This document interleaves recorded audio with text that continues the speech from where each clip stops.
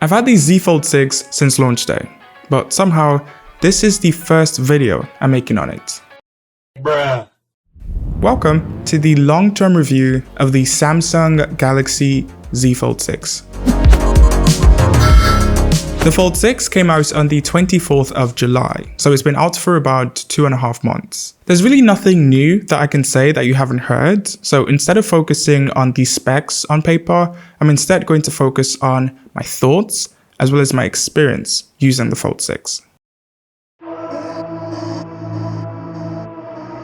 First off, I want to talk about how Samsung marketed this phone. I attended the launch of the Fold 6 here in Nigeria, and frankly, it felt like the event was more about Galaxy AI than it was about the devices that they released. It kind of sounded to me like the highlight feature of the Fold 6 and Flip 6 was Galaxy AI. And that would have been okay if only the Fold 6 and Flip 6 got Galaxy AI, but that's not the case. The Fold 5 and I believe the Fold 4 have actually already gotten all of these Galaxy AI features. So for those people that own those phones, there really isn't any incentive to upgrade. And it wasn't just me that realized this, because Samsung has kind of been struggling to sell these phones. Another reason why this is happening is definitely because of pricing. We all know that foldables aren't cheap. They typically cost 2 times more than a regular slap phone. The Fold 5 was like $1,800. But you see, Samsung increased the price for both the Flip and Fold by $100. So yeah, the Fold 6 started at $1,900, or about 2.8 million naira. That's a lot of money to spend on a phone. But that was then. What about now? Has pricing changed? Well, right now, you can see the Fold 6 for as low as $1,500 or even $1,400 US. And that's just Amazon. I'm pretty sure that if you do a bit more digging, you might be able to see it for less. So thankfully, it's not as expensive as before. It has kind of dipped in price, which is good. But that's not quite the same story here in Nigeria. Surprisingly, it has actually gone up in price. On launch day, it was selling for 2.8, but now it's selling for a little over 3 million. Now that's not really Samsung's fault, it's just the Naira. Now, to be fair, you can see the Fold 6 for much cheaper if you go used or if you go with one of those non-warranty versions, but I really wouldn't recommend that.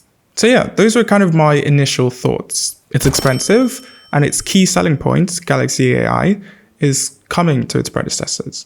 Now, don't get me wrong, the Z Fold 6 is not a bad phone. In fact, I think it's a really good phone, and anyone that uses this, for the most part, would actually enjoy it. It's premium, it's fast, it's powerful, it's efficient. I mean, look at the specs. It's a really good phone. And for the 2+ months that I've had it, I've actually thoroughly enjoyed using it. And I think most people would too. And before I go ahead and talk about my experience using this phone, I kind of wanted to talk about what helped me get this video done. Notion, today's sponsor. For the very few of you that don't know about Notion, it's basically an app that helps you organize everything. I use Notion to write down everything I have planned for the week. I use it to organize my finances, and most importantly, I use it to plan out my different video projects, like this video. Now, that's great and all, but what's even better is the new Notion AI. It's capable of doing a bunch of things, but personally, I use it for a couple things. I use it to improve or even fix my scripts. It can fix spelling and grammar. It can make my scripts shorter or longer. It can change the tone of my scripts. You get the point. It makes my scripts better. I also use Notion AI to get video ideas. Because it has AI knowledge from models like GPT-4 and Claude, it's really useful in helping me brainstorm. Notion AI also just helps to do normal tasks quicker. Like, there was this one time I wanted to create a table with my expenses and income for the year. All I had to do was ask. The new Notion AI is more knowledgeable, more capable, and best of all, private. You can be rest assured that Notion would never share your data for AI training purposes. You can try out Notion right now for free and then unlock the new Notion AI for only $10 a month using this link on screen. It'll also be pinned in the comments. Thank you, Notion, for sponsoring this video.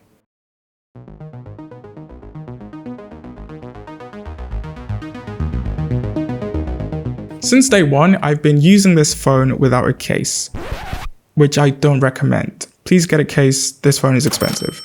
But having used this for a few months, here's what I've noticed. One is that this feels very premium and also looks really good. It's one of those phones that screams luxury and it gets people's attention all the time. Also, even though this is technically a fragile phone, it doesn't feel like it is. It feels very sturdy, very put together, if that makes any sense. Now, I haven't dropped this phone yet, but it's been put in bags, pockets with keys, placed on different surfaces, and besides this little scratch on the rear, it's held up nicely. It can actually pass as brand new, which is nice. But then again, this is Samsung's 6th generation foldable, so maybe it's not as impressive as I'm making it out to be. But yeah, this has really good build quality. One of the very few physical changes this year was them flattening out the sides, making the folds a bit more boxy, which is fine, except for the really sharp edges. I sometimes watch movies and videos on the cover screen, and after a bit of time, my palm starts to hurt because of the sharp edges.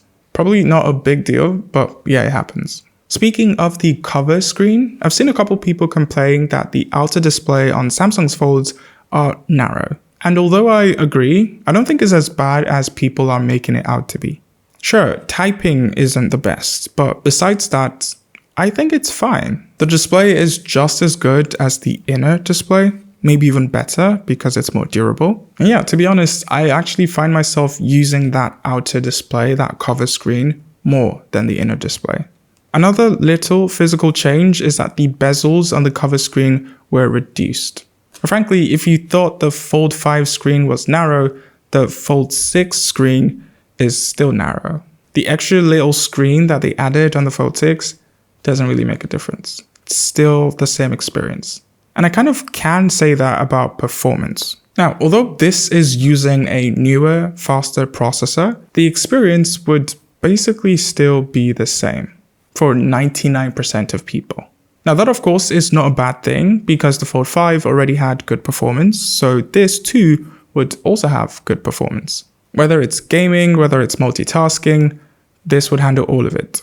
And yeah, after using it for 2+ months, this phone hasn't slowed down. And I think this is kind of where foldables shine, or at least are supposed to shine. Because yeah, a casual user really wouldn't be buying this phone. If you're buying this phone, you want to do a lot on it. You're kind of looking for a laptop that somehow fits in your pocket. So performance, no doubt, has to be top-notch, and that's the case here.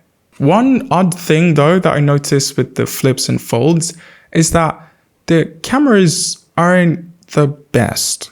Like, you would think that Samsung's most expensive phone would have the best camera in their lineup, but that's not the case. The S24 Ultra actually has better cameras than this. Now I get why that's the case, there's just not enough space, but I still think it's funny. I took the Fold 6 on a trip with me recently and I used it as my primary photo taking device. And honestly, I think it did a really good job. Like, if we aren't comparing the cameras of this to the S24 Ultra, we would actually not complain. Like, we would think this is awesome. It's great at taking photos, it's great at taking videos, especially when it's bright and sunny. You would be really impressed with its camera. Until we get to the selfie camera, or more specifically, the selfie camera of the inner display. You might not believe this, but the inner display selfie camera is a 4 megapixel sensor. And then on top of that, Samsung put that camera under the display, which made the quality even worse. I don't know why they keep doing this. They should just put a hole punch cutout like they did with the cover screen. This phone is too expensive to have that terrible a camera. But yeah, if you can ignore that terrible camera and maybe use the cover screen selfie camera and the other cameras on the phone, you would actually be satisfied with its quality. Okay, now I want to talk about Galaxy AI. If you remember, at the start of the video, I mentioned that Galaxy AI was kind of like a major talking point for the Fold 6. If you go into the settings app on the Fold 6, there is an entire section dedicated to all its Galaxy AI features, which I think is pretty neat. But yeah, it shows you everything Galaxy AI can do for you. My favorites are Live Interpreter and all the writing tools. I can definitely see a bunch of people using these every single day. But I never really used any of them. The only two Galaxy AI features that I used were Circle to Search and Magic Eraser. I would have probably used Chat Assist a lot if I wrote my scripts on my phone. But because I use my laptop, I don't get to use it. But that's me. It might be different for you. So let me know in the comments which of these Galaxy AI features you would actually use regularly. Okay, now let's talk battery life. I mostly use this as a second phone. I know, that's crazy. But yeah, because of that, this would usually last me for 2 days-ish, which I think is okay. But there was one particular day where I used the Fold primarily. And yeah, with about 5 hours of screen on time, I ended that day with like 20% of battery life left, which is not bad, but also not crazy good. So I would say unless you plan on, I don't know, gaming for 5 hours straight, this should really have no issues lasting a whole day. I genuinely think this is a pretty good phone, or more specifically, a pretty good Samsung phone. If you love everything Samsung, you're probably going to love this. It has great build quality, it has good cameras, except that terrible 4-megapixel selfie camera. It has 2 really good displays, top performance, very okay battery life, and on top of that, some honestly pretty useful and cool AI features. But I think the main issue with the Fold 6 is that it's too similar to the Fold 5, while still costing more. And then also, because it's so similar, the issues people had with the Fold 5 and 4 are still on the Fold 6. The crease, the fact that the S Pen isn't inbuilt, the narrow cover screen, and the pretty bad 4-megapixel selfie camera. All of these issues are still here. And then to top it all off, the headline feature of this phone, Galaxy AI, is already on the Fold 4 and 5. So for those who own those phones, there's no real incentive to upgrade. And then for those looking to get a new Samsung Fold, it kind of makes sense to just save yourself some money and buy the Fold 5 instead. But that's just me. Let me know what you guys think down in the comments. That's it. Thank you so much for watching, and I'll see you when you see me.